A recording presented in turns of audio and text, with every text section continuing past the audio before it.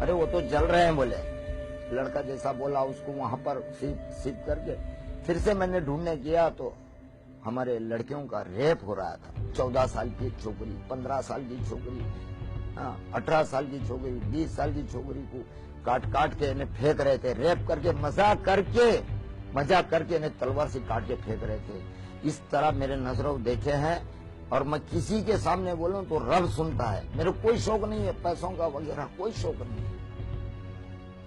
सिर्फ एक मजबूरी में एक धंधा लगा के बैठा हूं कि मेरा ध्यान बाहर हो जाए, नहीं तो मैं पागल हो गया था। वहां से इतनी परेशानी में फिर हमने कैसे भी मुसीबत में हमने बचाए, कितने को बचा लिया। एक औरत का रेप वहां पर ऐसा होगा, उसकी डिलीवरी शाम तक होने वाली थी, 7 बजे तक का डिलीवरी होगी, 7 बजे उसका रेप हो रहा है। 7 बजे डिलीवरी हो रही है, 7 बजे उसका रेप हो रहा है। जब उसका पेट चीरकर बच्चा जिंदा निकालकर तलवार से 2 टुकड़े कर रहे हैं हम लोग, और जिंदा बच्चा निकला।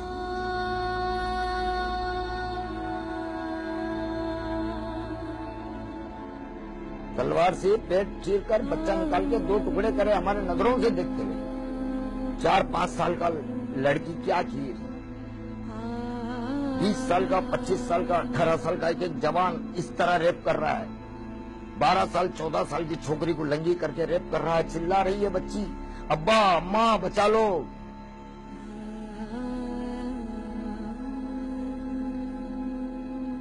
जिसको देख रहे हैं मजिद भाई, चाचा बचा लो, हम क्या बचा सकते।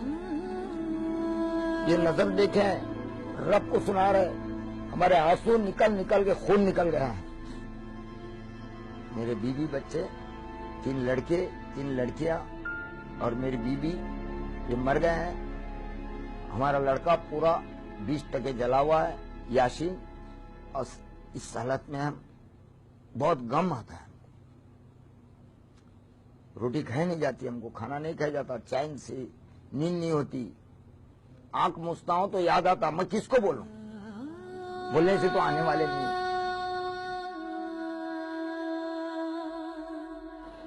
आज भी डर लगता है? हमको डर यही है कि ये लोग कभी भी हमला कर सकते हैं हमारे ऊपर। 2 वक्त धमकी भी लिए, मेरे को धमकी मिली है, दूसरों का हम नहीं बोल सकते। आपके ऊपर उसके बाद भी जानलेवा हमला हुआ है? हाँ, उसके बाद भी हुआ है। 2 फेरी, एक रास्ते में हुआ है, 2 फेरी मेरे घर पे हुआ है। ऐसा क्या हुआ था?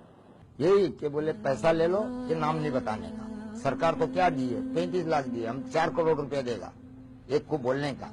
नाम नहीं बोलने का? नाम नहीं बोलने का कोर्ट में। हमने तो नाम बता दिया, हमको रुपया प्यारा नहीं है, हमारे बीवी बच्चे प्यारे हैं, हम झूठ क्यों बोले।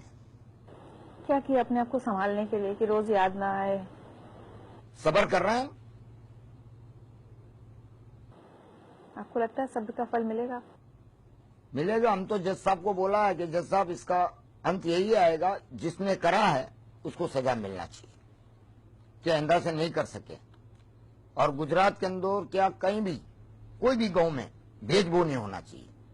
आपको कुछ उन लोगों ने भी धोखा दिया जो हिंदू थे, जिन पर आप भरोसा करते थे? हाँ, भरोसा करते थे, उन्होंने धोखा दिया।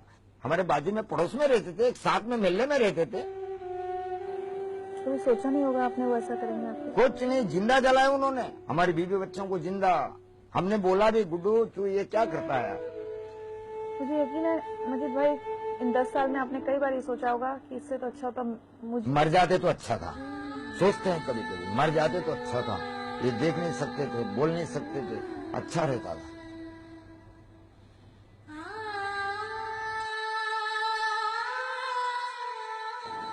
अच्छा, आपके मन में नफरत है दूसरे धर्मों के लिए? नहीं नहीं, मैं कर्नाटक में हिंदू के साथ भी रहा, हमारे सेठ के साथ भी रहा। गीता पढ़ता था मैं कन्नड़ी में, पूरी गीता पढ़ के बताया कोर्ट में भी। ओम शवना बोतो शानो बुनतो साविरंग करवा भे ए जस्तिना वदीतमस्तो ओम शांते शांते ही।